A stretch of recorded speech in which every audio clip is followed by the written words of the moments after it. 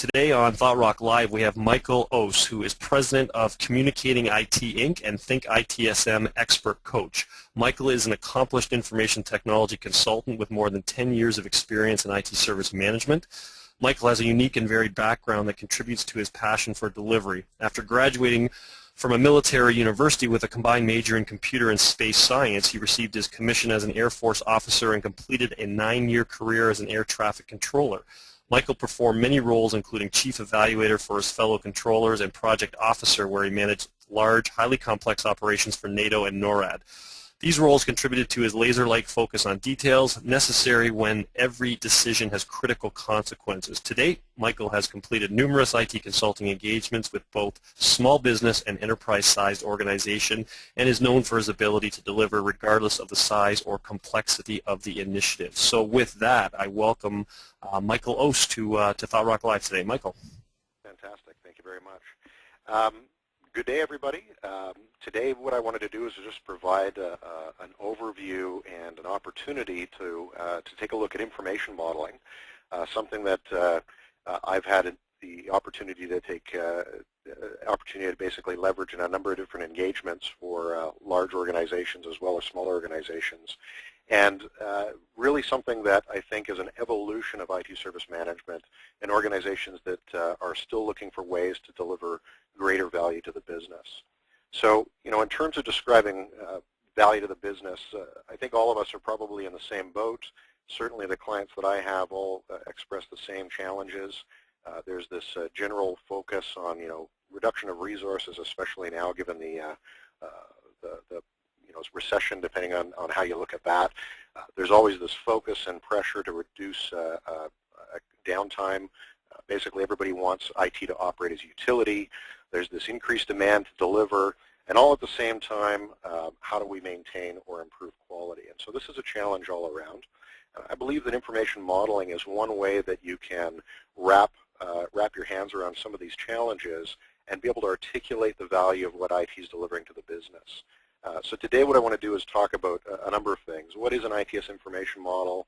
What is the value of a model? How does it relate to continuous service improvement? How could you assess the maturity of your organization's information model? And what are some example characteristics of an information model that can be assessed? So basically what we're talking about here is this continuum, and some of you may be familiar with this diagram, you know, DIKW type of model. Most organizations that have procured IT service management tool or they've grown their own in-house, the bottom line is that there's a strong focus on data, fields, tables, rows, dates, perhaps forms with fields on them. And what we're talking about when we talk about information modeling is something much more than that. It's the structure around the data. It's the calculations that take place. It's much more process-driven. And I don't believe you can get from data to some of the loftier goals of knowledge where you're analyzing reports and running queries and reviewing dashboards, and ultimately wisdom where you're making decisions based on some of those opportunities to leverage the reports that your organization might make. So really what we're talking about here is this concept of information modeling and how does that apply to providing business to the organization. And Michael, a quick question on that. So I know the term data modeling is often used in the industry, so can just maybe specifically the key differentiations that you have among using the term data modeling versus information model? Sure. So one way to look at it is data modeling is often database design driven, where you know your IT staff that are managing your ITSM toolset might be looking for things like table joins or primary foreign keys or indexing and field lengths and field types. And often that's represented in an entity relationship diagram, and there's this topic of normalization, making sure that if some data gets deleted, it doesn't affect any of the information that you're looking at. Information modeling is really value-driven. It's not from the bottom up, what data do we need to collect. It's really from the top down, what is the value the business wants to derive from the information and data that you're collecting in the first place. And it's more of structure, taxonomy, ontology, and I'd encourage folks to take a look at some of the work that's gone on around the semantic web. That kind of gives you a sense when we're talking about information. Data is just a web page.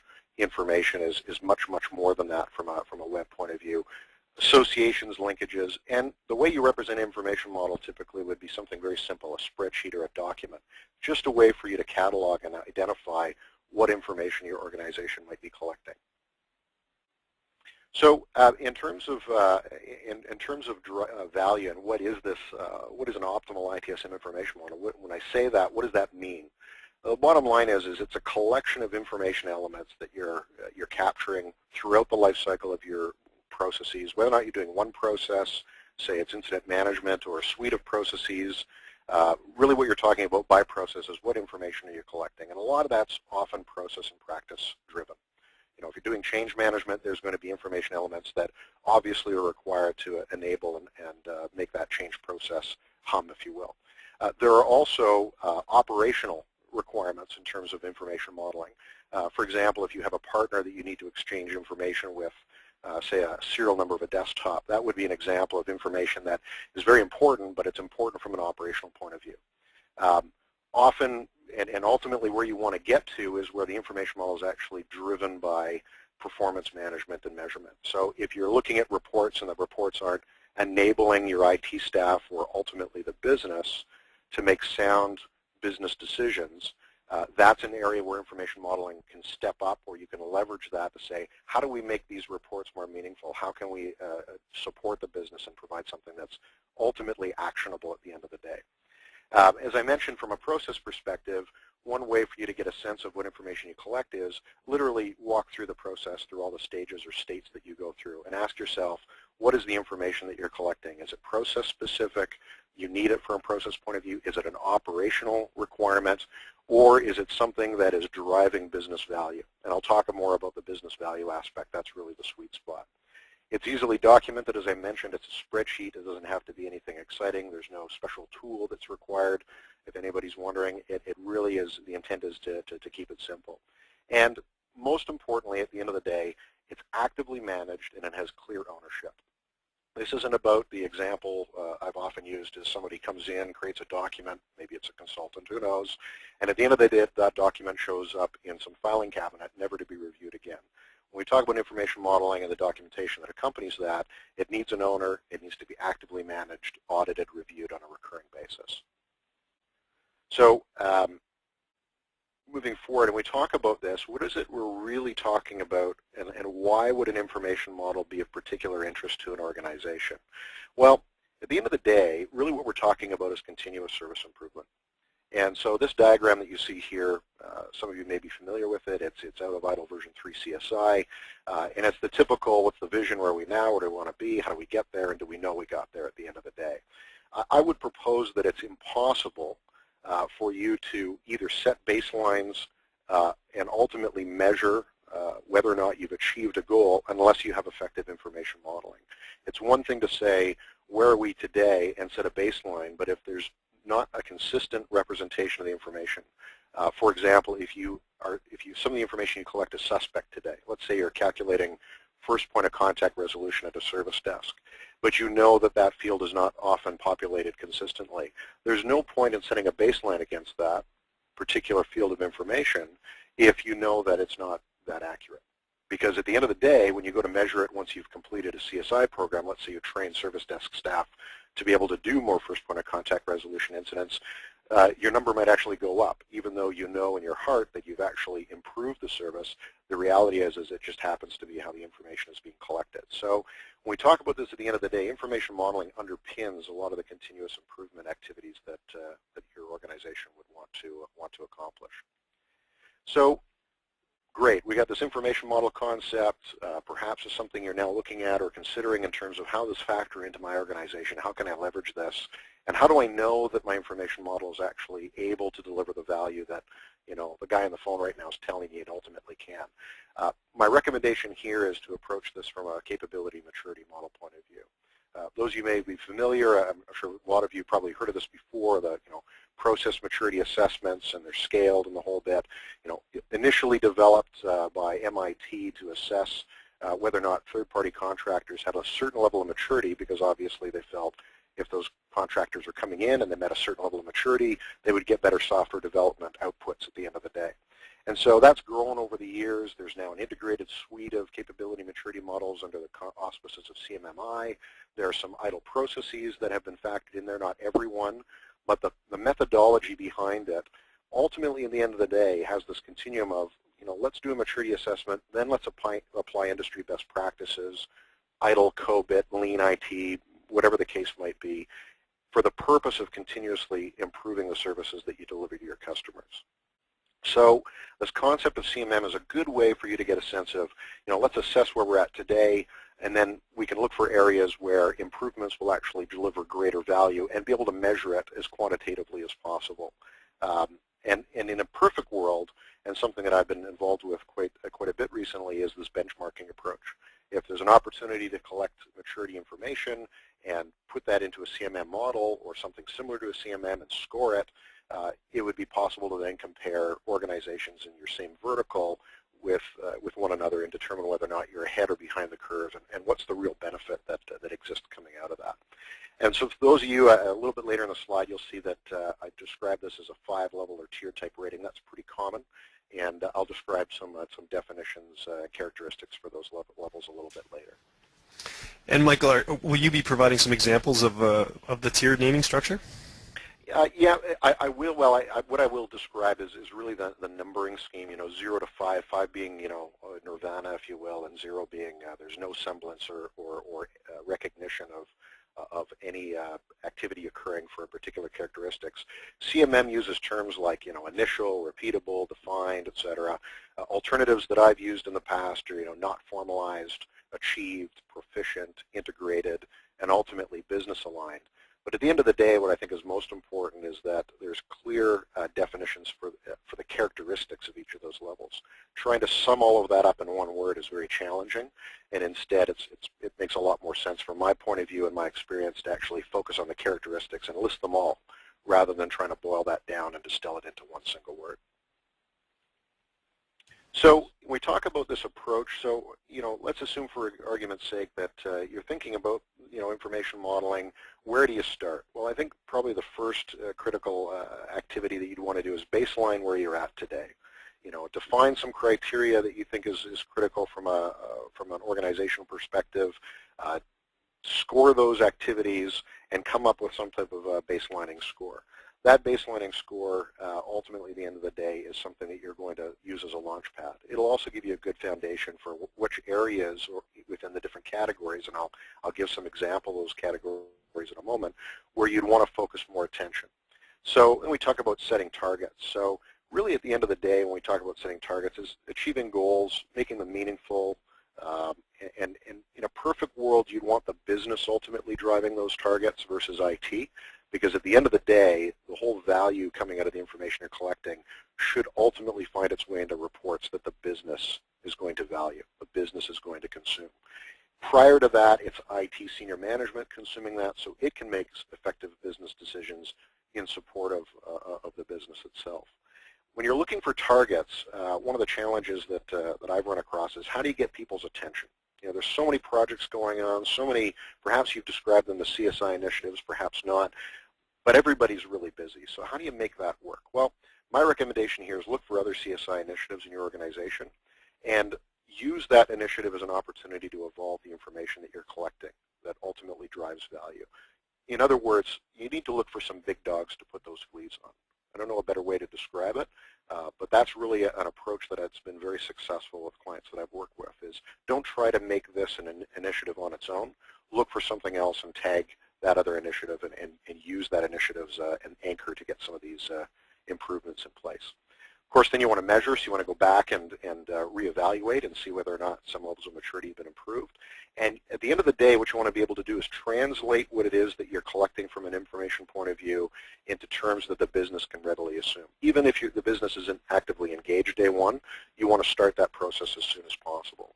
If you're collecting information about first point of contact, what's the business value? I describe it in terms of reducing the cost of incidents end-to-end by forward deploying some of those incidents to less expensive resources at the front line, and also providing superior customer service because incidents get resolved faster. So those are things that the business would value. Whether or not those are the same things that IT values is always debatable. So let's talk a bit about some of these categories. So, I talked about, this information model. How do you break this down? Some of you may have similar experience when doing maturity assessments against practices. There's usually a set of categories. There's questions under each category. What types of characteristics or questions would you expect to find when you're assessing an information model? Well, there's some general questions, a catch-all. The types of things you'd have there would be like types of records. What types of problems are you collecting? What types of releases and deployment activities are you processing? What types of incidents are being processed by your service desk and your incident process?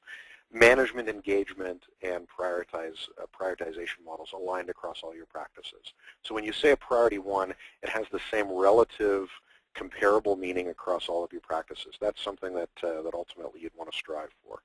From a data modeling point of view, and I'll talk about this one in particular in the following slides in more detail, but we're talking about documentation. Have you documented your information model? Have you documented categorization and service focus, which will make more sense when I get to the next couple of slides. Integration. Are information elements that you're collecting interdependent? If you change one in one practice, does it affect one in another? Are there associations between records? And what's the continuum of maturity across those? Organization, is it owned? Do you have a clearly identified owner? And are there information management policies ultimately driven by the business at the highest level of maturity? But what types of things are you wanting to instill as the DNA within your organization in terms of how it operates from an information management point of view? KPI enablement and continuous improvement. I'll spend a lot more time on this in a moment, but essentially what you're describing here is the ability or capability for the organization to deliver certain metrics or KPIs, and is your information model itself being continuously improved, either using the find the big dog to put the fleas on, or do you have specific CSI initiatives wrapped around information management over time? And last but not least, quality assurance. Is the data you're collecting of a high degree of integrity? Is it complete? Is it accurate? Those types of things. Exception handling.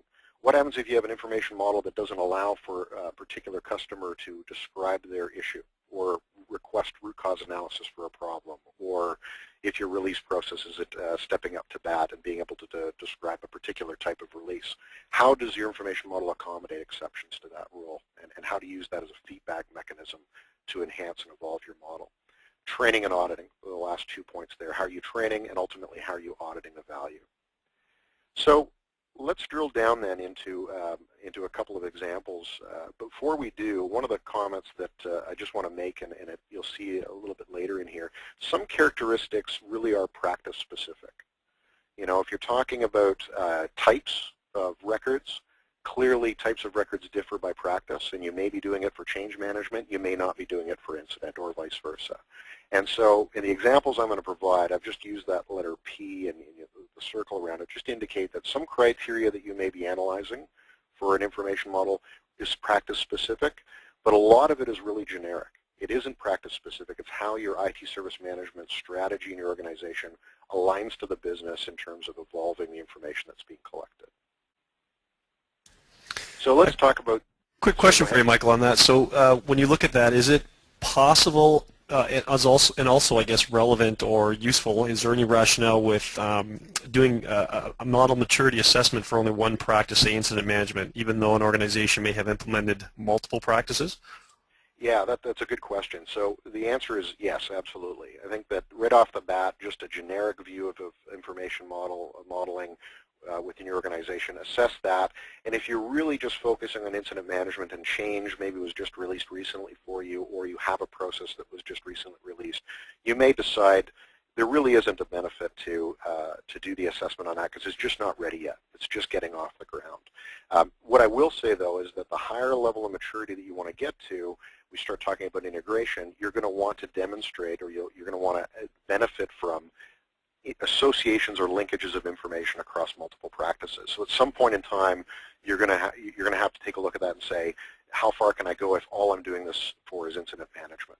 Same applies for process maturity assessments. You'll find a lot of the questions there, you get to a certain level of maturity just for that practice, but then they start to branch out and say, are incidents associated to problems? Do you log when incidents are a result of failed changes and those types of things?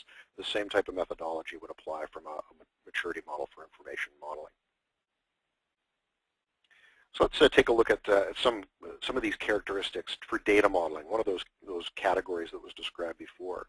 You know, the first one there with the P noted, clearly if you're documenting an information model, maybe you're doing it just for one or two practices and not for all of them. So you're going to want to score that based on the practices that actually have that done. Are you reviewing the model continuously by management? And the one that I really want to focus on are services clearly defined and categorized for the practice. And that's really a key item that I just want to drill into a little bit. So my experience has been, especially with a lot of the enabling technology that's out there today out of the box, still very technology focused, still very IT component focused. There's some movement happening now where there's more of a focus on service, which is fantastic. CTI, some of you may be familiar with that. I'll talk about that in a moment. But when a call comes into the desk, and I'm just going to use incident management as an example, you collect all sorts of information. But at the end of the day, one of the key things that you want to walk away from is what was the service impact from the customer's point of view. Often we get the customer describing they're trying to do something, and desk agents analyze that and say, oh, well, the issue is actually network. And you lose sight of the fact that the customer's perception of the service that they were getting from IT is something completely different from what that incident has been logged as.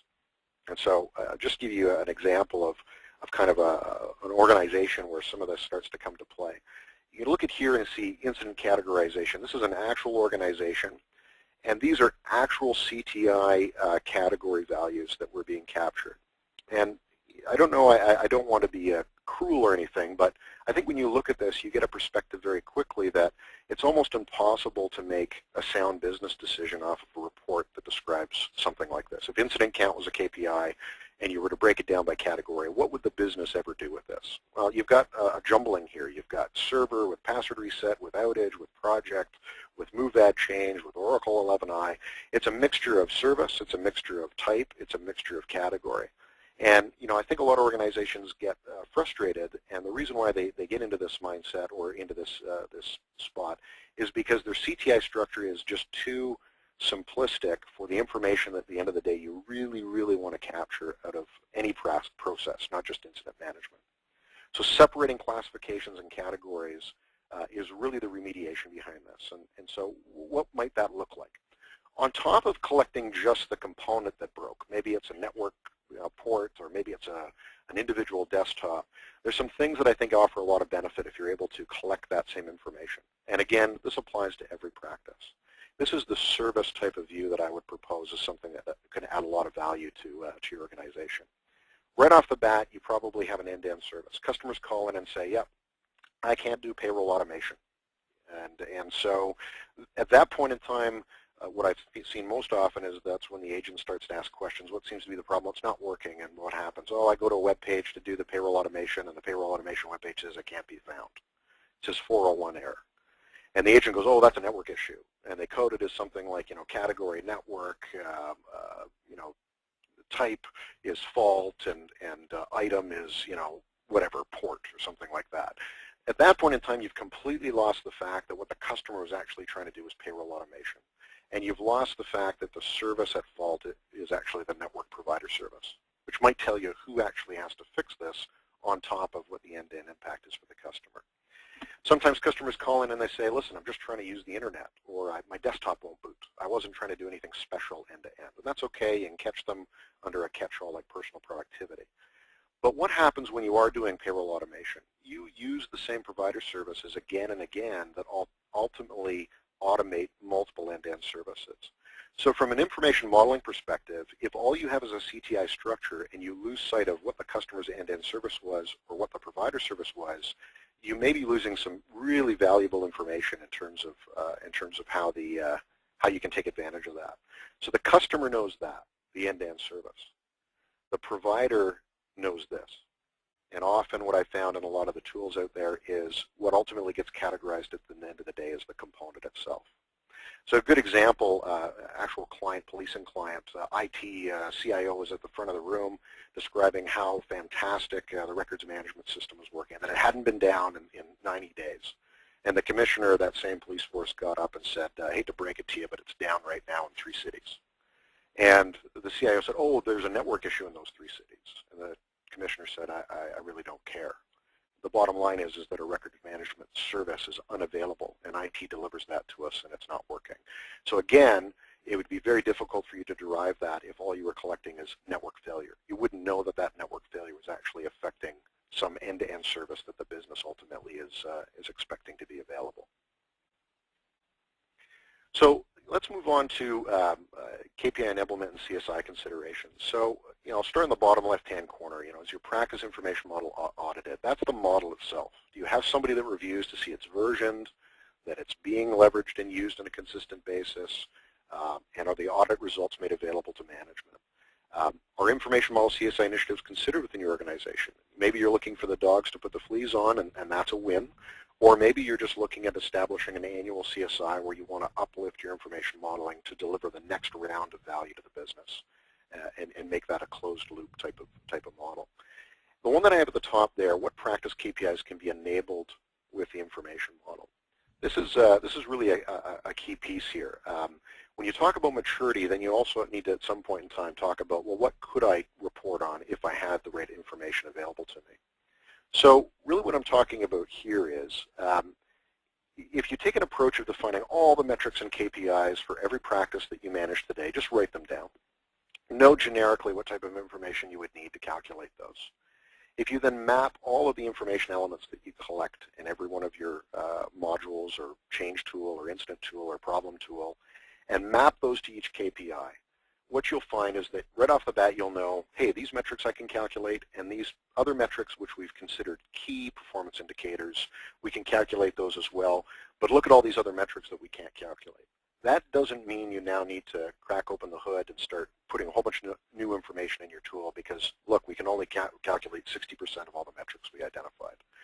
What's most important is that you weight the KPIs higher. The KPIs should be what your organization views as key. What I find is you go look at the ITIL manuals and documentation, they'll describe change management, here's some KPIs. They may not be KPIs for your organization. In fact, you may have other metrics that you collect that are key performance indicators because the business is so concerned. So then what you want to do is score those, and my proposal there is to assign a letter rating. Maybe you're a C organization, you're able to enable 50% of all of the KPIs and 60% of all the metrics that you've identified. That doesn't necessarily mean that you're reporting on them. The value here is that it describes the agility of your organization in terms of how you proceed. So how does this work? Well, I just mentioned this. I just wanted to give an example just to make it a little bit more real for folks. If you describe in the far left-hand column all the common data elements, and I'm using change management here as an example. Maybe you put a description beside them just to make it a bit more realistic. And you said what drives these common data elements are actually all the things along the top. So average time to process a change. If you wrote that down, you read it in a book somewhere, and you said, what if we wanted to calculate that? What common information elements or data elements would we need to be able to do that calculation? Well, we need to know when the change was closed, we need to know when the change is created, and we need to know the state. Those three pieces of information would be added to all the common information elements. Then you'd ask yourself, do we actually have those information elements in our tool set today? And if the answer is yes, that means that that particular KPI, average time to process change, is a KPI that you're able to report on. That doesn't mean that you're necessarily reporting on it. You just have the capability to do it. Versus percentage changes rescheduled where it says false. Maybe the organization in this case doesn't collect change rescheduled flag, and there is no information to know that's been scheduled. That would just imply that that percentage change rescheduled is not something that you'd be able to report on. You wouldn't have the information to deliver that. Maybe over time you realize that's now a KPI and we need that information. How do we go about bridging the gap? And Michael, quick question for you on for something to be considered capable. Do the KPIs or metrics that are enabled by the information model have to show up on the reports for it to be considered capable? No, not necessarily. So as an example, let's say that if we did this particular analysis on change management and every one of those KPIs showed up as true, yeah, we can calculate every one of those KPIs that are listed at the top. The reality is in your organization, perhaps a percentage change rescheduled is not critical. It's never been identified on a report, and it's just not something that business or IT have requested that it be reported on. The good news is by determining whether or not you can calculate that metric or KPI ultimately describes the agility of your organization over time. So this isn't an exercise of analyzing what's on your reports. It's an exercise of analyzing, based on the information you have, what reports could you ultimately deliver at the end of the day. And so if we go through this exercise and we collect all of this, maybe we can score it. And what I said before was you want to weight KPIs achieved versus just metrics achieved. And let's say if it's over 50% of metrics achieved and over 60% of KPIs achieved for change management in the middle. And let's say there's some integrated metrics, things like our changes related to problems. Maybe you've got some metrics like percentage of problems created from change, that type of deal, or changes created from problem, I should have said it that way. What would your score be? And by distilling this down to a letter scoring, it makes it very simple to be able to articulate to the business, with our current investments in enabling technology based on the measures and metrics that we can deliver, we're a B. And that might be good enough. That might be just fine if the business is getting the value out of it. But if the business is frustrated, maybe you get a C grade, you can describe it in terms of, listen, if we could get to a B grade, we'd be able to deliver a lot more information that you as the business could then use to make more effective business decisions. So enabling technology considerations. Is out of the box good enough? Absolutely. If you're starting from scratch or using it today, it's probably working great. Whether or not you use all of the reports that come with your tool, sometimes that's a good indication of whether or not that information model is meeting your objectives from a business point of view. So when do you know that you might need to add something? Well, maybe information elements that you've identified that are associated to key performance indicators. Those would be things you may want to consider if you've identified key performance indicators for your organization. Likewise, those key performance indicators should ultimately be driven by strategic objectives within your organization. So it shouldn't be just like, hey, it'd be really neat if we could report on percentage of changes rescheduled. It would be that the organization is saying, strategically, we don't want to schedule a lot of changes because it affects our customers' perception of the quality that we deliver. We want to minimize that as much as possible. Minimize or maintain consistency and quality of the products that we provide to our customers. That might ultimately drive that particular KPI as being key, which then may drive, hey, we should probably add some additional information elements to make sure that we have the ability to deliver that KPI if it's ever asked for. What do you retain? We talked about this before. Operational execution elements, maybe serial numbers for desktops would be an example, as well as anything that you calculate internally. This is an opportunity to engage your IT service management tool team and say, we're looking at some of these information elements. We don't think they do anything, do they? And they may come back and say, yeah, that's used for logic. So you don't want to remove any of those elements either. When would you remove an information element? Maybe you've got too much stuff. And I would argue that you don't want to remove it. What you really want to do is hide it. So if you've got fields on the screen that customers are clicking on, maybe you just need to hide them because they're not offering any value. They're not linked to KPIs. They're not linked to process automation or fulfillment. They're not operational execution criteria. At the end of the day, how do you know you're right? Well, you know you're right if you audit. You know you're right if the information you collected is actually providing meaningful reports, unlike the one that I showed earlier, which you couldn't make heads or tails of that. And if you audit the practice and you reassess it and report on it, ultimately you want to get businesses' attention and have them provide feedback in terms of, yeah, things are much better. We can now make some really good business decisions. Just a comment on when to remove or when to add. One client that I work with, they do about 2,000 to 3,000 incidents a day at their service desk. And one of the questions that came up is, there's a couple of metrics that we think we might want to do, and they're not really key, but we're thinking of adding a few extra fields to the screen when the agents are logging tickets. Well, even if it's 5 seconds for the agents to log those tickets, that could translate to 3 to 4 hours a day of added processing time. And that could be, an entirely new resource that has to be acquired. So a lot of times when you look at, should I add, should I remove, some of those may ultimately be driven by actual business decisions, i.e., we don't want to increase costs, but at the same time we want to deliver. So you've kind of got to play this game of, what is the right mixture of things, and linking all this up to KPIs and metrics is a nice way for you to say, well, if that's truly important to the business and you truly need that information, then it's justified that we may be adding a bit of extra time at the desk for logging tickets. This slide is just a summary. If you were to collect all these questions and categorize them in the categories I described, maybe you can describe a value on the left-hand side. Those are just the general information model scoring criteria. On the right-hand side, that's coupled now with practice-specific questions that apply to the problem management practice. So you can see here, this isn't like, well, can I get everything to a 4? This is what areas should I be focusing on? And the examples here pretty much show that from a practice point of view, focusing on data modeling and integration are 2 areas that would probably deliver more value. From a generic, a general information model point of view, areas that you want to focus are the same ones, data modeling and integration, but probably some more focus and attention on continuous improvement as it relates to your practice overall. And you can see on the right-hand side, based on the scoring for the performance indicator index, this one just as an example showed up as a C. This is the type of view that you could describe to a business and say, we can deliver greater value by enhancing our data modeling and integration characteristics, because these are the types of outputs you'll get, i.e. better reporting, more information in the reports that you've actually identified as being aligned to the business's strategy. Some example maturity level characteristics. This is just, I'm not going to read this, but this gives you an example on why I said earlier on in the presentation that I think that the level and the naming convention for the level is less important, but there's lots of examples that are out there that you can apply. What's most important is to describe the characteristics. And in your organization, you may consider a level 5 to be complete nirvana. Maybe you have insight that you want to achieve a level 4. Describe characteristics that are that vision for you and aim for that target. And that's really what the characteristics can be used for, is almost a vision statement in terms of where you want to get at the end of the day. So if you're interested in more examples of assessment criteria and how to score them and how they can be presented and interpreted and analyzed, by all means, you can check this out. I've done some work with Think ITSM. I'm one of the expert coaches with the organization.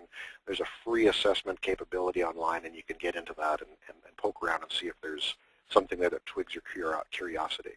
And it's free, as in beer, so that's always a good thing. Are there any questions? Yeah, that's great, Michael. I put that out there for anybody. If you have some questions, please post them now. And the other part is that Michael's put his information up here, which is fantastic. So, Michael, a lot of times what will happen is if people have some additional questions or follow-up, they've got direct contact with you. So please, we'll leave that screen up there for a minute, Michael. And you've got Michael's direct email, you've got a Twitter account, you've got a phone number as well. So if you're new, we always encourage our Thought Rock members to reach out to our Thought Rock presenters directly if there's additional questions or commentary or concerns they want to talk to them about. So that's great. I mean, Michael, a quick question. I'm not sure how much it diverges from any of your content here, but on one of your slides you had software as a service up there, and I always see that it's a growing number in terms of incidents as software as a service continues to grow as a facet to mostly all organizations. From your experience, I guess related to your content, is there any commentary you can make on where the kind of the modeling conflicts on an incident management perspective, if you just use that as an example? So, you're at a certain maturity level of incident management, and then you've got a growing group of software as a service providers, and oftentimes a hybrid of who actually owns the support, the organization or the software as a service provider. Can you make any comments around the whole software as a service growth and how that's going to impact any of your content? Sure. So I think that right off the bat, you may look at information modeling and the maturity assessments internally within your organization as a mechanism to gauge what value you can deliver to the business. You may take the same information model maturity assessment strategy that you defined internally and apply that to the partners that you're bringing on board. I wouldn't necessarily go so far as to say it's criteria for formalizing contracts with providers, but certainly it's a consideration.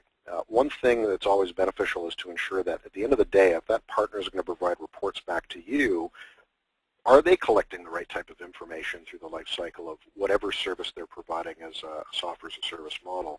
Are they collecting the right information to give meaningful reports to you as the contract manager? And so I think the model still applies. In terms of software as a service, I think from that point of view, you can view a software as a service vendor like any other type of vendor, like a network vendor or a desktop vendor. And you could leverage some of the criteria defined in an information model maturity assessment and apply that assessment to the vendor to get a sense of whether or not that vendor is speaking the same language or delivering the same type of information value to you. One of the key points might be accuracy and completeness. There's no point in getting a report back from the vendor if they don't have a strategy and a focus internally to ensure that the information they're collecting is always accurate and complete. Otherwise, the reports they're going to deliver to you on value or performance may be fundamentally flawed right off the bat. Excellent. And there's a request from Russell. I think he was maybe trying to get some information on one of your slides. I think he's asking for the previous slide. If you could just pull that up one more time. The previous slide to this one, it may be this here.